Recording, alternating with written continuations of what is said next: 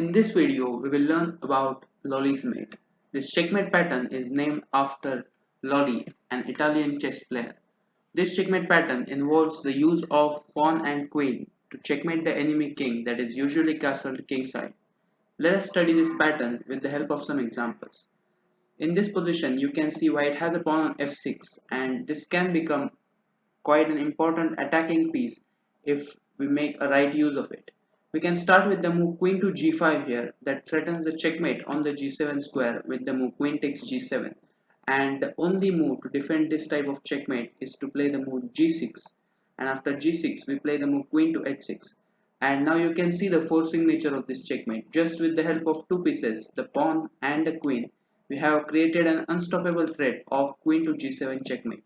So this is the basic position in the Lolli's mate, where a queen checkmates the king with the support of a pawn, and there is really no defense here. For instance, after a move like even king to h8, we still play the move queen to g7, and it is a checkmate. A pawn on the 6th rank covers the queen, and the queen checkmates the king. And usually the missing fianchetto bishop of the black is the case for such type of checkmates. Now let us jump on to the next example. So this next example is a very famous game played by Joseph Henry Blackburn, and let us jump to this position. So black's last move in this position was rook takes e5, and here white finished off black with a spectacular combination: rook takes h7, check, queen takes h7, rook takes h7. Now if king takes h7, then queen to h6 is a check. With the support of this bishop, we can play the move queen to h6, and after king g8, we once again have the Lolli's mate with the move queen to g7. Even though black has two rooks in this position, they are completely helpless against this attack. In the game, after the move rook takes h7, king to g8 was played, but now we don't need to play queen h6. We can force the checkmate in just three moves, starting with the move rook to h8 check, a very common theme in many checkmating patterns to attract the king on the h file, so that after king takes h8, queen h6 is check, and now after king g8, we once again have Lolli's mate with the move queen to g7. So this was another famous example. Now let us see how strong players using their understanding of the pattern create a successful attack.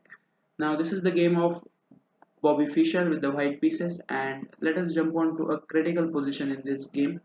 So black's last move was knight to c3, and Fischer is playing here with the white pieces, and by using the understanding of this pattern he created a very successful attack here, starting with the move bishop to f6.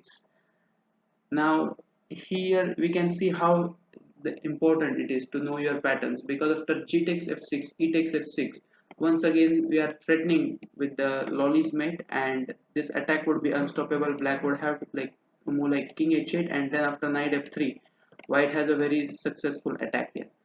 So we can see how by using some mating patterns, Fischer created a threat in the position with the move bishop f6, and in the game he indeed went on to win this game with quite a successful attack.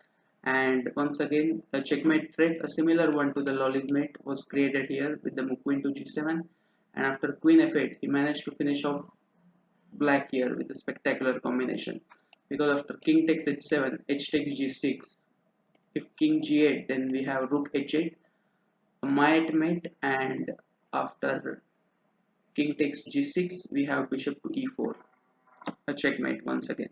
So we can see how by using the understanding of the pattern, Fischer created attack here, starting with the move bishop to f6.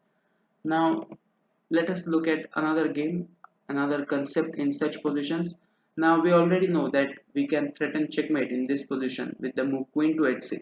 This threatens checkmate on the g7 square, and the only way to defend this checkmate in this case is the move rook to g8. And very often, if a threat of one of the checkmate pattern is defended, the another pattern follows. And here we can see after the move rook to g8, we have a checkmate in two moves from the white side. A very common motif once again. Queen takes h7 check, king takes h7, and now rook to h4. A kind of a corridor mate where the pawn on f6 is once again a quite threatening piece that is covering the pawn square on g7, and once again we have checkmate. So it is worth remembering that by creating a threat of Lolli's mate, some other pattern can also follow up. And now to end the video, I have a test position for all of you. So it is white's move in this position. It is white to play. What would you play here from the white side? You can pause the video and think.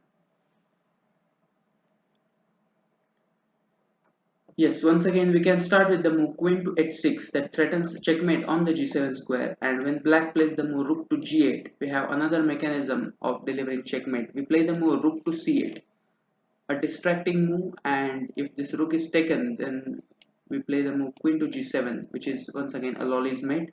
And in this position black cannot do anything because we are threatening queen g7 checkmate because of this play. So this is all that you need to know about the Lolli's mate. Thank you.